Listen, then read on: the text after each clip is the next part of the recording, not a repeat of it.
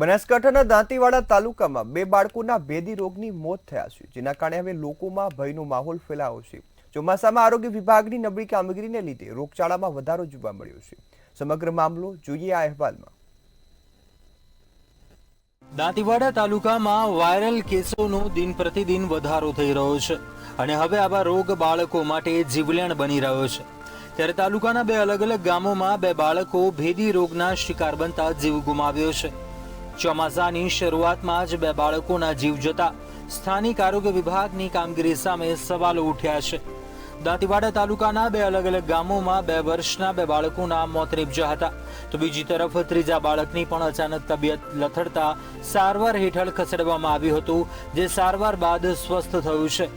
વહાલ soya બે બાળકોના મોત નીપજતા પરિવાર પર આભ તૂટી પડવાની ઘટના સર્જાઈ છે। 27 તારીખે સવારે 6:30 વાગે તો એને જાગી એને પેશાબ કર્યું છે, એને મમ્મી દ્વારા ચડ્ડી બદલાવામાં આવી છે, એને થોડી ચાલી છે અને પાણી પણ પીધું છે, 1 ગ્લાસ પાણી પણ પીધું છે।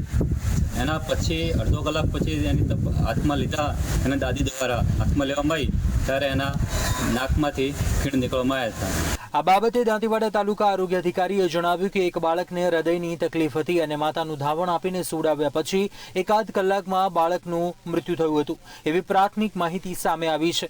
જ્યારે બીજા બાળકને 2 દિવસથી તાવ અને ઝાડા જેવું હતું, જે ખાનગી હોસ્પિટલમાં 2 દિવસથી દાખલ હતું। 2 દિવસ બાદ બાળકનું મરણ થયું હતું। બંને બાળકોની 2-2 વર્ષની ઉંમર હતી। ગામમાં આરોગ્ય સ્ટાફ દ્વારા કામગીરી હાથ ધરાઈ છે, પરંતુ આજુબાજુ પણ વાયરલ બીમારી કે કોઈ અન્ય બીમારી જાણવા મળી નથી। જે 2 બાળકોના મરણ થયા છે, એમાં જે ગોઢનું બાળક છે, એમાં અમારા સ્ટાફ દ્વારા બાળકની ઘરે મુલાકાત લેતા માહિતી જે મળી છે પ્રમાણે બાળકને સૂતા પાણી પીવડાવી અને એને સુવડાવવામાં આવેલું। એના પછી બાળકનું હલનચલન બંધ થઈ ગયું, એટલે કારણ એવું હોઈ શકે કે બાળકનું એ જે પાણી છે એ ફેફસામાં જવાના કારણે, શ્વાસ રૂંધાવાના કારણે બાળકનું મરણ થયેલું એવું પ્રાથમિક તપાસમાં જણાઈ આવેલ છે। દાંતીવાડા તાલુકામાં 2 બાળકોના મોત મામલે આરોગ્ય વિભાગ અજાણ છે કે કેમ તે તપાસનો વિષય બની રહ્યો છે।